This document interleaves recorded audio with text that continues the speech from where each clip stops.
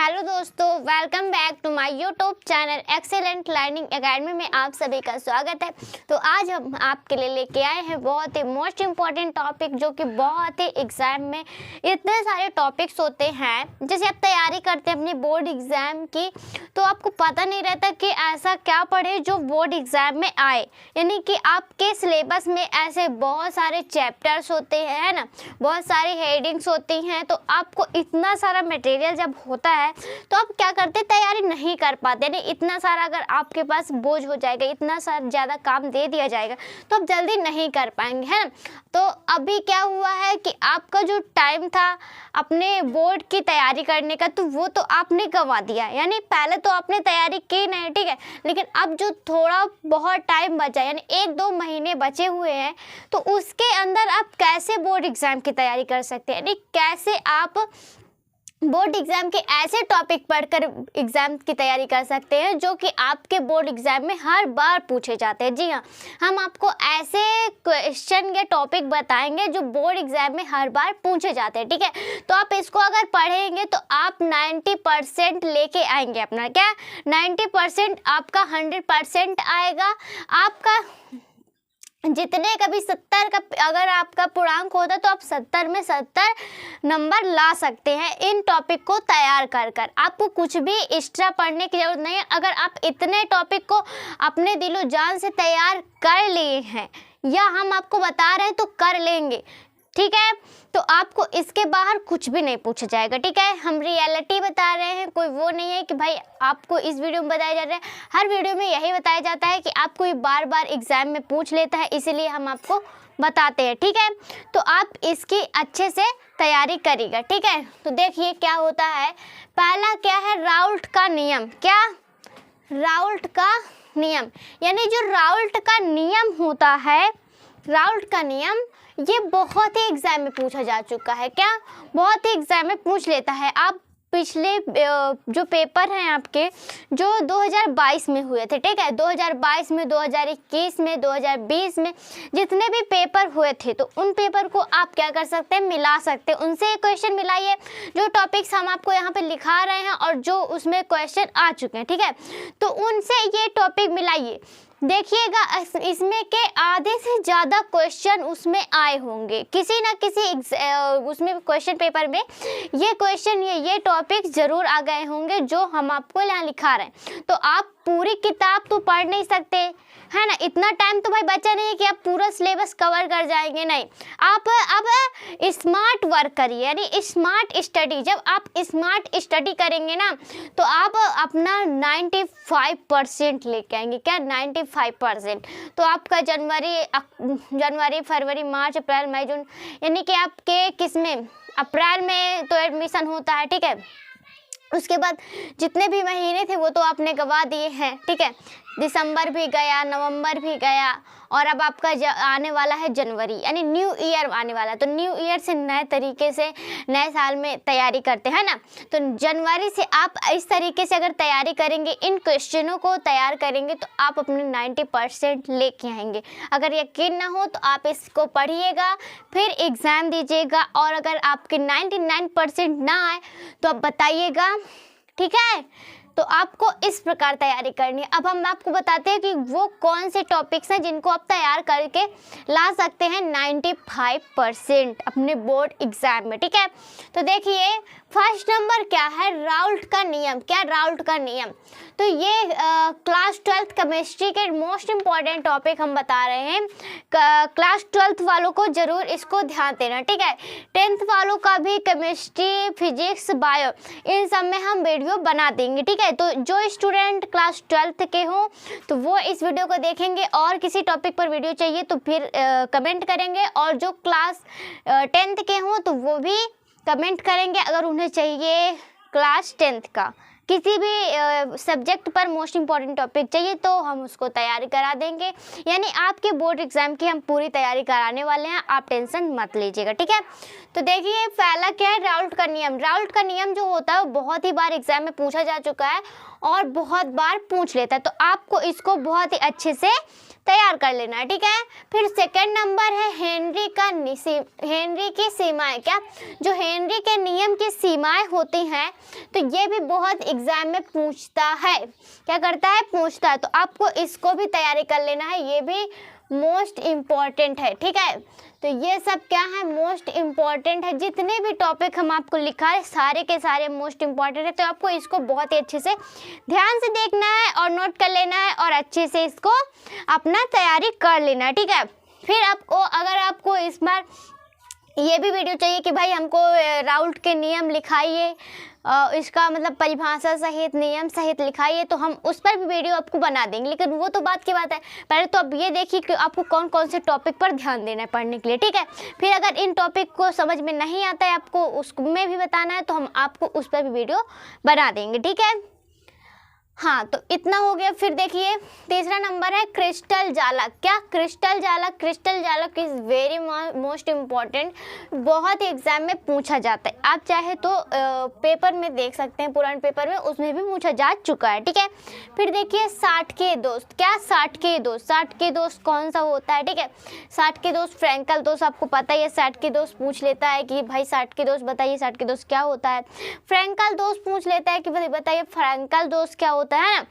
फिर पूछता है 60 के क्रिस्टल के घनत्व की गणना, यानी क्रिस्टल का जो घनत्व होता है उसकी गणना करने के लिए दे देता है, और ये लगभग पूछता है आपका 5 नंबर का पूछता है। तो ये भी वेरी मोस्ट इम्पॉर्टेंट है और बहुत ही एग्जाम में पूछता है। क्या? क्रिस्टल के घनत्व की गणना। क्रिस्टल के घनत्व की गणना करने के लिए जब देता है आपको, तो ये एग्जाम में जरूर पूछता है, याद रखिएगा। क्रिस्टल के घनत्व की गणना करने के लिए आपको जरूर पूछेगा, ठीक है। फिर है क्रिस्टल दोष व फ्रैंकल दोष में अंतर। भाई ये भी बहुत ही मोस्ट इम्पॉर्टेंट, तो कहूँगी सबसे पहले आप इसको तैयार करें। ये 100% आएगा ही आपके एग्जाम में, बता रही हूँ कि क्रिस्टल दोष व फ्रैंकल दोष के इसके बीच में जो अंतर होता है, तो अंतर भाई क्रिस्टल दोष क्या होता है, फ्रैंकल दोष क्या होता है, इसमें अंतर बताइए। तो ये अंतर बहुत ही एग्जाम में पूछा जाता है, मेरे भी टाइम में इसमें अंतर आया था, ठीक है। फिर देखिए क्वथनांक उन्नयन। क्या? क्वथनांक उन्नयन। क्वथनांक उन्नयन भी वेरी मोस्ट इम्पॉर्टेंट है और ये बहुत ही एग्जाम में पूछता है, ठीक है। तो आपको इसको भी तैयार कर लेना है, किसको? क्वथनांक उन्नयन को। 9वां नंबर है हमारा मोलारता। क्या? मोलारता। मोलारता भी वेरी मोस्ट इम्पॉर्टेंट, आपको मोलारता पूछ लेगा या फिर न्यूमेरिकल दे देगा 2-2 नंबर के कि भाई इसमें मोलारता क्या होगी, है ना। और मोलारता भी पूछता है इसी तरह, ठीक है। मोलारता भी पूछता है, नॉर्मलता भी पूछ लेता है, ठीक है। तो आपको इसको अच्छे से इन सारे टॉपिक को तैयार कर लेना है, ठीक है। अब देखिए 12वां नंबर, इसमें क्या पूछ रहा है आपको, देखिए समपराशरी विलयन। क्या? समपराशरी विलयन, यानी समपराशरी विलयन क्या होता है, ठीक है। समपराशरी विलयन पूछ लेता है। फिर दूसरा पूछता है परासरण दाब। क्या? पहले तो समपराशरी विलयन ये बहुत मोस्ट इम्पॉर्टेंट है, वेरी मोस्ट इम्पॉर्टेंट, नोट कर लीजिए ये क्योंकि बहुत ही एग्जाम में पूछा जा चुका है, ठीक है। तो समपराशरी विलयन आपको तैयार कर लेना। फिर 13 नंबर है आपका परासरण दाब। क्या? परासरण दाब। परासरण दाब बहुत ही मोस्ट इम्पॉर्टेंट है, आपको इसको भी अच्छे से तैयार कर लेना है, ठीक है। फिर है मोल प्रभाज। क्या? मोल प्रभाज आपको ज्ञात करने के लिए आ जाता है, मोल प्रभाज की गणना कीजिए या मोल प्रभाज की परिभाषा लिखिए, इस तरह आपको क्वेश्चन करके पूछता है, ठीक है। तो आपको इसको अच्छे से तैयार कर लेना है, ठीक है। हम जितने भी क्वेश्चन आपको बता रहे हैं वो सारे के सारे वेरी मोस्ट इम्पॉर्टेंट है और आपको इसको बहुत ही अच्छे से तैयार कर लेना है, ठीक है। फिर 15 नंबर है मानक इलेक्ट्रोड विभव। क्या? मानक इलेक्ट्रोड विभव। तो मानक इलेक्ट्रोड विभव जो होता है वो भी वेरी मोस्ट इम्पॉर्टेंट है और बहुत ही एग्जाम में पूछ लेता है, इसको भी बहुत पूछता है, ठीक है। हमने बहुत ही ध्यान से ढूंढ कर कि आपको कौन से एग्जाम में पूछ सकता है वही टॉपिक आपको बार बार लिखा रहे, क्योंकि आप भाई आपके एग्ज़ाम में जो बोर्ड एग्ज़ाम में आपकी प्रिपरेशन या कोई भी तैयारी ना कर पाए, किसी के नंबर कम है ये हम नहीं सोचते हैं, क्योंकि भाई हमारे लिए तो सब स्टूडेंट एक बराबर है, तो सबके नंबर अच्छे आने चाहिए, ठीक है। तो क्या है, अब देखिए 16 नंबर क्या है, कोल राउस का नियम। कोल राउस का नियम तो आप बिल्कुल पढ़ लीजिएगा, ये वेरी मोस्ट इम्पॉर्टेंट है, ठीक है। कोलराउस का नियम बहुत ही एग्जाम में पूछता है, ध्यान से सुनिएगा। कोलराउस का जो नियम होता है तो वो बहुत ही एग्जाम में पूछता है, बार बार पूछता है, तो आपको इसको बहुत ही अच्छे से तैयार कर लेना, ठीक है। 17 नंबर है रेडॉक्स विभव। क्या? रेडॉक्स विभव, यानी रेडॉक्स विभव क्या होता है? रेडॉक्स विभव भी आपको बहुत बार एग्जाम में पूछ लेता है, ठीक है। तो इसको भी आपको तैयार कर लेना है, ये भी आपके लिए वेरी मोस्ट इम्पोर्टेंट है, ठीक है। फिर आपका है इलेक्ट्रोड विभव। क्या? इलेक्ट्रोड विभव। इलेक्ट्रोड विभव क्या होता है? ये बार बार एग्जाम में पूछता है, तो आपको इलेक्ट्रोड विभव को बहुत ही अच्छे से तैयार कर लेना है, ठीक है। तो फिर से मैं आपको कह रही हूँ कि हम जितने भी टॉपिक्स आपको यहाँ पर समझा रहे हैं वो सभी आपके लिए very very very most important है, और आपको इसको बहुत ही अच्छे से तैयार कर लेना है, ठीक है। अगर अभी तक आपने कुछ भी नहीं पढ़ा है, कुछ भी आपकी तैयारी नहीं है, और आप बहुत ही अच्छे से तैयारी करना चाहते हैं, तो फिर से मैं आपको कह रही हूँ कि अगर आप अभी से जनवरी से तैयारी करते हैं तो आप बहुत ही अच्छा नंबर ला सकते हैं। अब आप बिल्कुल भी लेट मत कीजिए, क्योंकि बहुत स्टूडेंट ये भी सोच रहे होंगे कि भाई, बहुत स्टूडेंट ये सोचते हैं कि मैं इतना टाइम जा चुका है, मैं क्या कर पाऊँगा, मेरे पास टाइम नहीं है, मेरे पास जो भी टाइम था मैंने गवा दिया, बहुत टेंशन लेते हैं। तो भाई उनको टेंशन नहीं लेनी है, ठीक है। उनको जनवरी से तैयारी करना स्टार्ट कर देना है। आप सब भूल जाओ कि भाई मैंने पीछे क्या किया क्या नहीं किया, वो सब आप भूल जाओ, लेकिन अब आपको तैयारी करनी है अच्छे से, ठीक है। और बहुत स्टूडेंट ऐसे भी होते हैं जो ये सोचते हैं कि भाई हो गया, अभी तो इतने महीने हैं, उतने महीने हैं, अभी 2 महीने हैं, अभी 1 महीना है, अभी 1 हफ्ता है, मैं तैयारी कर लूँगा, ठीक है। तो उन स्टूडेंट को तो मैं बहुत ही भाई बता दूँ कि जो आप 1 साल में नहीं कर पाए तो वो 1 महीने में क्या कर पाएंगे, ठीक है। तो आप ये गलत थिंकिंग तो आप रखिए, क्योंकि जो भाई अभी आपको लग रहा है ना, अभी सीख मिल रही है, तो उसे आप अभी करो, क्योंकि अगर अभी नहीं करोगे तो कभी नहीं करोगे, ठीक है। तो आपको क्या करना है कि अभी से अपनी तैयारी करना जनवरी से ही स्टार्ट कर दें। अब आप बिल्कुल भी लेट मत कीजिए, ठीक है। अगर आपने थोड़ा सा भी अब लेट कर देना स्टूडेंट, तो आपका भविष्य डूब सकता है, ठीक है। तो आप अपना भविष्य डुबाना नहीं चाहते, आप भी अच्छे नंबर से पास होना चाहते हैं, तो प्लीज़ स्टडी पे फोकस कीजिए। और जितने भी टॉपिक हम आपको बता रहे हैं, पूरे बोर्ड एग्जाम की आपको तैयारी कराते चल रहे हैं, तो आप उसकी तैयारी कीजिए, ठीक है। तो इतना तो हो गया। फिर देखिए आपका इलेक्ट्रोड विभव हो गया। अब 19 नंबर देखिए अर्धपारगम झिल्ली। तो अर्धपारगम झिल्ली जो होती है, ये भी वेरी मोस्ट इम्पॉर्टेंट टॉपिक है, आप इस पर भी देख लीजिएगा, ये भी बहुत ही इम्पॉर्टेंट है, ठीक है। फिर 20वां नंबर है द्रव स्नेही कोलाइट। द्रव स्नेही colloid is very most important topic, okay. तो इसको सबको आपको तैयारी कर लेना है और बहुत ही अच्छे से इसकी प्रिपरेशन करनी है।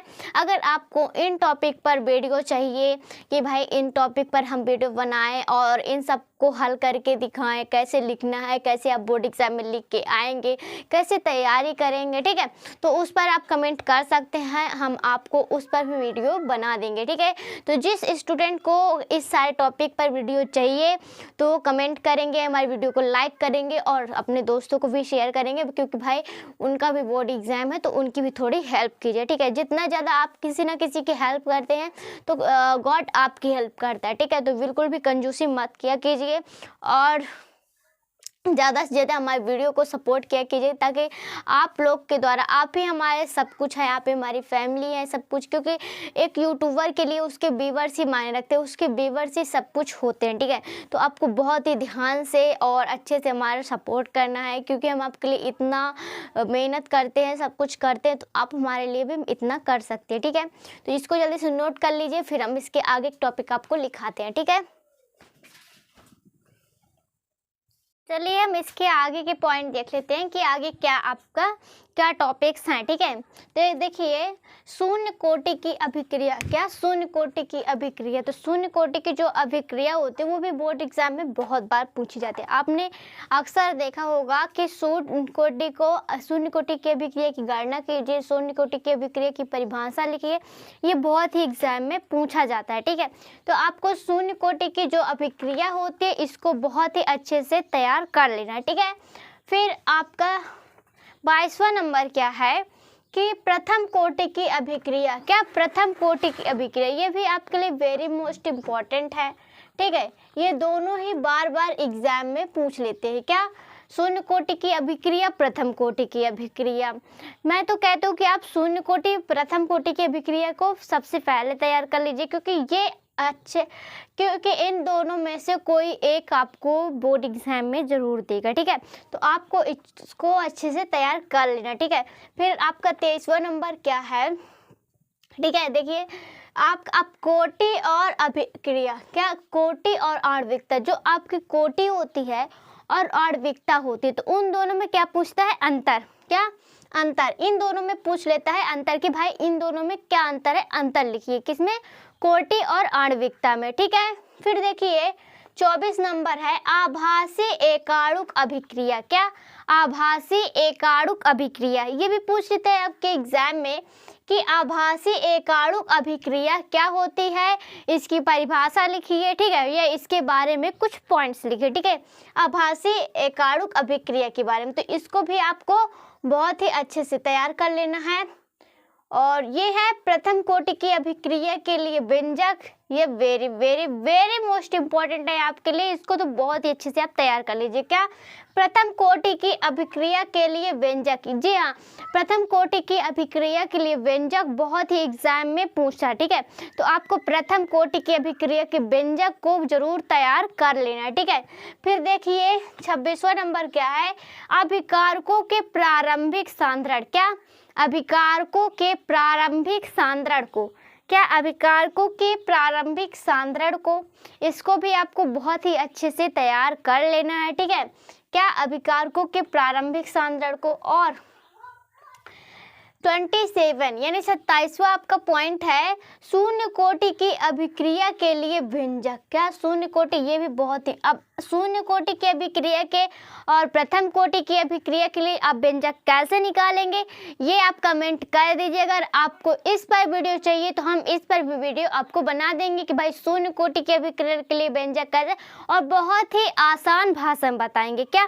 बहुत ही आसान भाषा में, इतने ईजी तरीके से बताएंगे कि आपको रटने की तो बिल्कुल भी जरूरत नहीं पड़ेगी।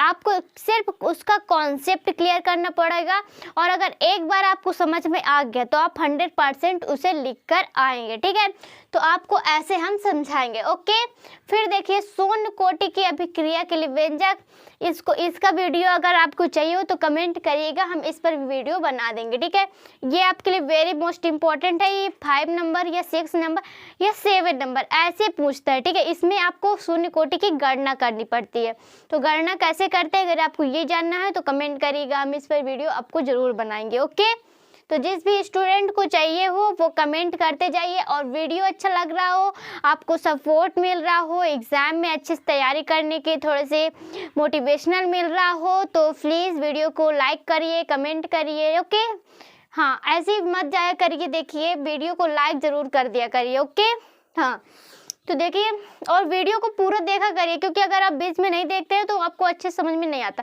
फिर भाई आप ये मत कहिए कि आपने कहा था कि बहुत अच्छे से तैयारी करेंगे फिर बोर्ड एग्जाम में बहुत अच्छे नंबर लाएंगे, क्योंकि जब आप पूरा वीडियो नहीं देखेंगे, पूरी चीज़ें आपको नहीं पता रहेंगे, तो फिर भाई ये तो हमारी गलती नहीं है, ये तो आप लोगों की गलती है कि इसमें भी आप कंजूसी कर रहे हैं ना।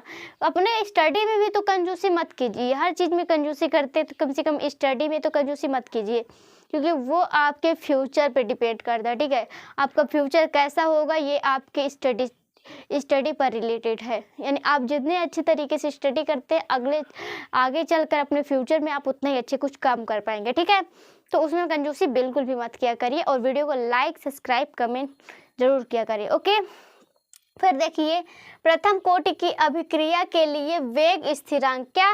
प्रथम कोटि की अभिक्रिया के लिए वेग स्थिरांक, ये भी वेरी मोस्ट इम्पॉर्टेंट टॉपिक है, इसको भी आपको बहुत ही अच्छे से तैयार करना है। ओके, फिर प्रिज्म प्रथम कोटि व शून्य कोटि में अंतर। क्या? प्रथम कोटि व शून्य कोटि में अंतर, इसको भी आपको बहुत ही अच्छे से तैयार कर लेना है, ये भी very very very most important है और बहुत ही एग्जाम में पूछता है। ठीक है, तो आपको इसको बहुत ही अच्छे से तैयार कर लेना है। फिर देखिए 23 नंबर आपका है परासरण दाब ज्ञात करने की अर्धपारगम झिल्ली। क्या? परासरण दाब ज्ञात करने की अर्धपारगम झिल्ली, ये भी वेरी मोस्ट इम्पॉर्टेंट है। और ये जो परासरण दाब ज्ञात करने की झिल्ली होती है, तो ये भी बहुत एग्जाम में पूछते हैं, ठीक है। तो जितने भी टॉपिक मैंने आपको बताए हैं वो सारे ही, इनमें से कुछ भी पॉइंट आपको आ सकते हैं, ठीक है। और आप इसकी तैयारी कैसे करेंगे, है ना, तैयारी कैसे करेंगे भाई, ये तो आपको पता चल गया कि आपको क्या क्या पढ़ना है, लेकिन पढ़ना कैसे है ये नहीं पता है तो इसमें कमेंट करेगा, हम इस पर भी वीडियो बना देंगे कि आपको इन सारे टॉपिक को कैसे तैयार करना है और कैसे बोर्ड एग्जाम की प्रिपरेशन करनी है। ओके, तो चलिए इसके आगे के टॉपिक हम देख लेते हैं और समझ लेते हैं कि क्या है, ठीक है। तो देखिए 31वां नंबर है द्रव स्नेही कोलाइड। क्या द्रव स्नेही कोलाइड क्या होता है, ठीक है। इसको आपको अच्छे से तैयार कर लेना है, द्रव स्नेही कोलाइड को। फिर द्रव स्नेही सॉल। क्या द्रव स्नेही सॉल, ये भी वेरी मोस्ट इम्पोर्टेंट है, आपको इसको भी तैयार अच्छे से कर लेना है, ठीक है। फिर देखिए पेप्टीकरण। पेप्टीकरण बहुत ही एग्जाम में पूछता है, ठीक है। तो आपको पेप्टीकरण को बहुत ही अच्छे से तैयार कर लेना है। ओके, फिर देखिए 34 नंबर है आपका टिंडल का प्रभाव। क्या टिंडल का प्रभाव, यानी टिंडल का प्रभाव क्या होता है, किसे किसे कहते हैं, ठीक है। तो इसको कैसे निकालेंगे, टिंडल प्रभाव ये वेरी मोस्ट इम्पोर्टेंट है, तो इसको आपको बहुत ही अच्छे से तैयार करना है। ओके, टिंडल प्रभाव। अब टिंडल प्रभाव को कैसे लिखेंगे वो अगर आपको चाहिए तो इस पर वीडियो हम आपको बना देंगे, ठीक है, कमेंट करिएगा। फिर देखिए 35वां नंबर है उत्क्रमणी तथा अनुत्क्रमणी कोलाइड। क्या उत्क्रमणी और अनुत्क्रमणी कोलाइड, इसको भी आपको अच्छे से तैयार कर लेना है स्टूडेंट, ठीक है। फिर रच्छी कोलाइड क्या होता है। अब रच्छी कोलाइड क्या होता है भाई, आपने अगर सिलेबस पढ़ा होगा तो आपको रच्छी कोलाइड पता होगा क्या होता है, और अगर आपने सिलेबस बिल्कुल भी नहीं पढ़ा है तो आपको नहीं पता होगा, ठीक है। लेकिन आपको भाई ये बोर्ड एग्जाम में तैयारी करके जाना है, आपने पढ़ा हो या ना पढ़ा हो, ठीक है। तो मैं ये सिर्फ उन लोगों के नहीं बता रही हूँ जो सिलेबस तैयार कर चुके हैं, मैं दोनों तरह के स्टूडेंट, यानी जो सिलेबस अपना कंप्लीट कर चुके हैं या जो कर रहे हैं या जो करने वाले, यानी कि जो बोर्ड एग्जाम की तैयारी एक भी नहीं की है वो भी इसको पढ़कर 90% ला सकते हैं। अभी अगर जिस तरह मैं कह रही हूँ उस तरह पढ़ेंगे तब, अन्यथा नहीं, ठीक है। तो इसको आपको रच्छी कोलाइड को अच्छे से तैयार कर लेना है। अगर हम इस पर वीडियो चाहिए होगा तो सारे मोस्ट इम्पॉर्टेंट टॉपिक पर हम आपको वीडियो हल करके भी बता देंगे, लेकिन जब आप कहेंगे तब, क्योंकि आप भाई आपको क्या चाहिए क्या मटेरियल नहीं चाहिए ये हमको पता नहीं है भाई। देखो जब आप कमेंट करेंगे हमें पता चलेगा कि आपको इस चीज़ की ज़रूरत, तभी तो हम उस पर वीडियो बनाएंगे ना, हमको पता चलेगा कि ये चीज़ आपको नहीं आ रहा, ठीक है। तो उसमें कोई शर्माने वाली बात नहीं है कि भाई मैं इसमें कमेंट करूँगी कि मुझे ये नहीं आता है तो सब लोग देखेंगे तो क्या कहेंगे, ऐसा कभी नहीं सोचना चाहिए। जो लोग ऐसा कमेंट करते हैं कि भाई हमको ये नहीं आता है, उसी को सब कुछ आता है, रियलिटी में उसी को सब कुछ आता है। जो नहीं करते उसको कुछ नहीं आता है, क्योंकि भाई उसको पता ही नहीं है कि मैं इसको ये मुझे ज़रूरत है। और जो पढ़ते उसी स्टूडेंट को ज़रूरत होती है मटेरियल की, वही स्टूडेंट कमेंट करता है जो स्टूडेंट एक्चुअल में पढ़ता है, ठीक है। तो आप एक्चुअल में पढ़ते हैं तो प्लीज़ कमेंट क्या करिए कि आपको क्या चाहिए, ठीक है। तो इससे हमें क्या होता है, थोड़ा सा सपोर्ट मिलता है कि हमें किस पर आपको वीडियो बनानी चाहिए, ठीक है। इसलिए नहीं कहते कि भाई आप कमेंट पढ़ाए, नहीं, आप कुछ भी टॉपिक लिखते हैं कि भाई आपको इस पर वीडियो चाहिए तो हमको थोड़ा सपोर्ट मिलता है और उस पर वीडियो हम बनाते हैं, ठीक है। तो आप कमेंट क्या करिए कि आपको किस टॉपिक पर वीडियो चाहिए, आपको क्या ज़रूरत है, ठीक है। क्योंकि स्टूडेंट का माइंड होता है कि उसको क्या चाहिए, भाई उसको समझ में नहीं आता तो वो ज़्यादा तरीके से बता सकता है कि उसको ज़रूरत कैसे। जैसे कि आप एग्जाम्पल है तो डॉक्टर के पास मरीज जाता है तो मरीज जब बताएगा कि मुझे ये बीमारी तो डॉक्टर को पता चलेगा। अगर वो मरीज बताएगा ही नहीं कि मुझे ये पैर में दर्द है, हाथ में दर्द है, तो उसको पता कहाँ चलेगा कि आपके यहाँ पर दर्द है, ठीक है। तो स्टूडेंट ऐसे ही स्टूडेंट और टीचर होता है कि जब तक आप बताएंगे नहीं अपने टीचर को कि भाई आपको क्या चीज़ नहीं आ रहा तो उसको पता नहीं चलेगा कि आपको क्या नहीं आ रहा, ठीक है।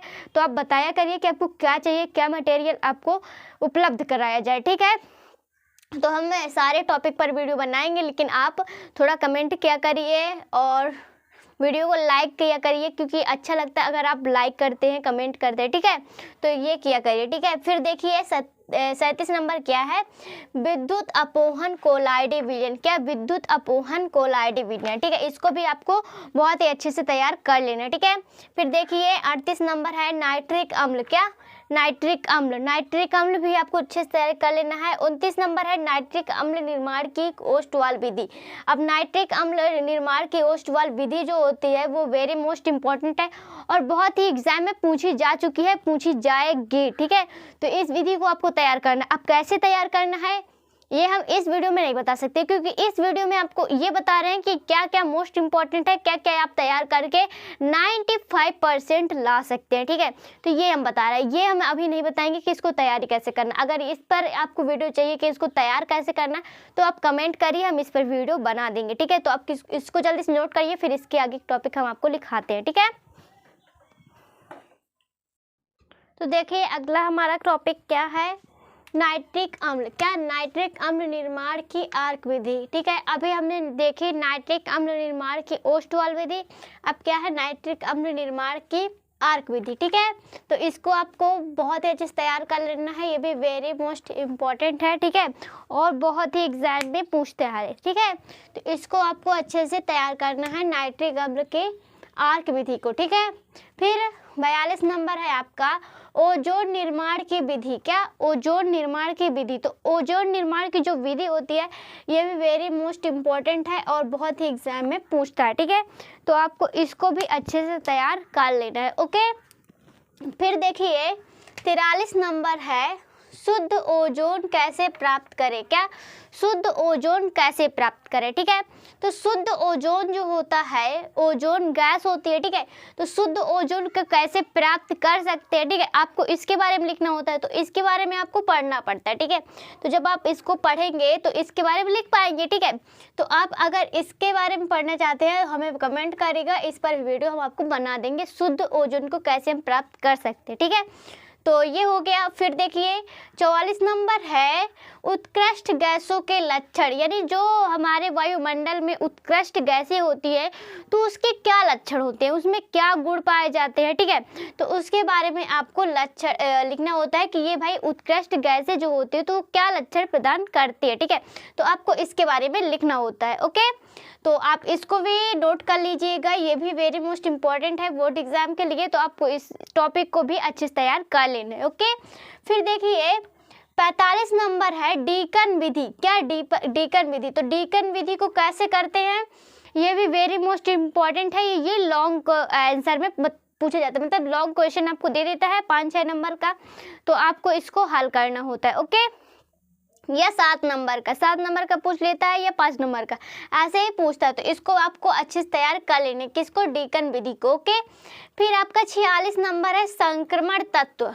तो संक्रमण तत्व क्या होते हैं और इनको क्या कहते हैं, कौन कौन से संक्रमण तत्व हैं हमारे वायुमंडल में, ये आपके बोर्ड एग्जाम में पूछता है, ठीक है।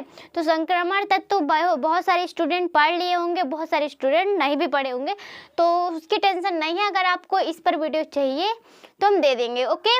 अब हुआ आपका 47 नंबर। क्या 47 नंबर जेडेन कॉपर सल्फेट के विलयन, यानी जेडेन कॉपर सल्फेट के जो भी विलयन होता है उसको आपको लिखना होता है, ठीक है। तो ये बोर्ड एग्जाम में पूछता है। फिर देखिए न्यूक्लिक अम्ल पूछ लेता है कि भाई न्यूक्लिक अम्ल बताइए क्या होता है, न्यूक्लिक अम्ल के बारे में थोड़ा सा लिखिए, ठीक है। तो ये भी वेरी मोस्ट इंपॉर्टेंट है और बोर्ड एग्जाम में आ सकता है, तो इसको भी आप नोट कर लीजिए। फिर होता है ऑक्सीकरण, यानी ऑक्सीकरण क्या होता है, ये भी वेरी मोस्ट इंपॉर्टेंट है और ये भी बहुत एग्जाम में पूछता है, तो आपको इसको भी अच्छे से तैयार कर लेना है, ओके। फिर देखिए आपका 50 नंबर है, यानी 50 नंबर है पी ब्लॉक के तत्व, यानी पी ब्लॉक का तत्व आपका पूरा चैप्टर है, तो आपके पी ब्लॉक के तत्व जो होता है तो पी ब्लॉक के तत्व पूछ लेता है, ठीक है। तो आपको इसको भी अच्छे से तैयार कर लेना है, ठीक है। तो ये हो गए आपके very very very most important, जो कि 2023 में पूछे जाएंगे। किस में पूछे जाएंगे, 2023 में पूछे जाएंगे। तो भाई अभी तो आपका जनवरी स्टार्ट होने वाला है, तो आप इसको बहुत ही अच्छे से तैयारी कीजिए, क्योंकि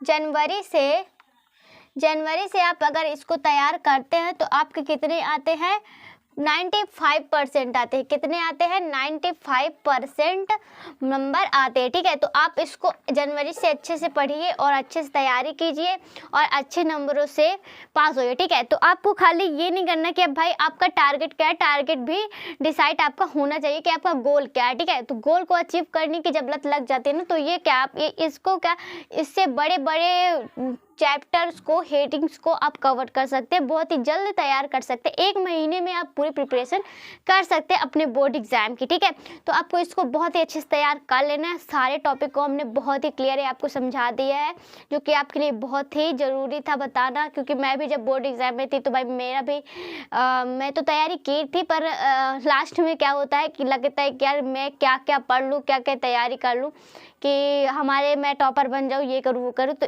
इसीलिए आपको क्या करना है, इसको अच्छे से तैयारी कर लेना। ठीक है, अगर आप इस प्रकार तैयारी करते हैं तो आपको कोई भी दिक्कत नहीं होगी। आप बोर्ड एग्जाम में अपना 95% ज़रूर लेके आएंगे। ओके, तो इसको आप नोट कर लीजिए। और अगर ये वीडियो आपको अच्छा लगा तो वीडियो को लाइक, शेयर और कमेंट ज़रूर करिएगा, क्योंकि अगर आपको कोई और टॉपिक पर वीडियो चाहिए, जो आपको अगर ज़रूरत हो इस टॉपिक, भाई इनके जो ये टॉपिक है तो इन पर वीडियो चाहिए, किसी और चैप्टर्स पर वीडियो चाहिए कि भाई उसके भी मोस्ट इम्पॉर्टेंट बनाइए, तो आप हमें कमेंट करें, उस पर वीडियो हम आपको बना देंगे। ओके, तो आज के लिए बस इतना ही, मिलेंगे अगले नेक्स्ट वीडियो पर। ठीक है।